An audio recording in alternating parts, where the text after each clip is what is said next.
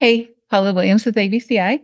Today, I wanted to talk about the connection between education and marketing.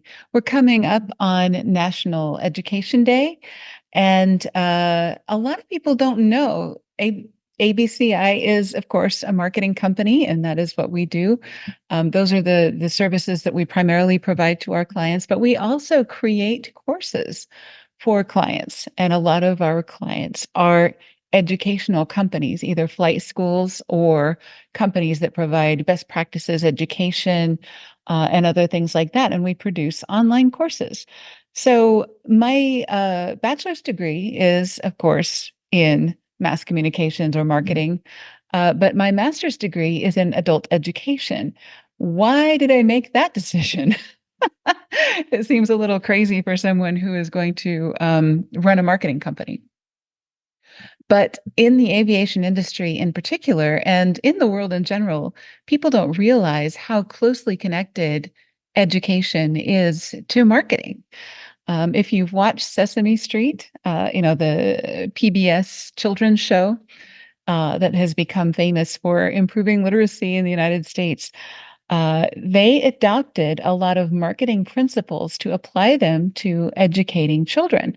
They noticed that children are retaining information that they see in commercials better than they're retaining the information that we're trying to teach them in school. So they kind of took those examples, those jingles, the short segments, the colorful visuals from the advertising world. They even used this episode is brought to you by the letter A and the number 4. They even used actual commercials for different letters and numbers or concepts that they were trying to teach for children. Now, of course, we market to grown-ups, but when we are building courses for grown-ups, we apply some of those same principles as well. We don't necessarily do jingles, but we do want to apply some of the principles as far as short segments, visually attractive elements, lots of video, lots of interaction, and gamification. We want people to feel like they are playing a game rather than learning something. So we assisted with Larry Heinbaugh building courses for business aircraft records that just got approved by the FAA for IAs, for their continuing education program, and are being considered by different entities that need to educate their technicians and other folks on business aircraft records, which is not exactly the world's most fabulous topic. People don't necessarily become aircraft techs because they love the documentation. They become aircraft techs because they love the big shiny machines and they love working on them. So this is something we kind of have to market to them. We kind of have to sell them on the concept of this is why your documentation needs to be in order.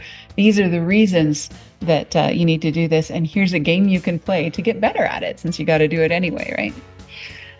Same thing. A lot of our flight schools and things use things like games.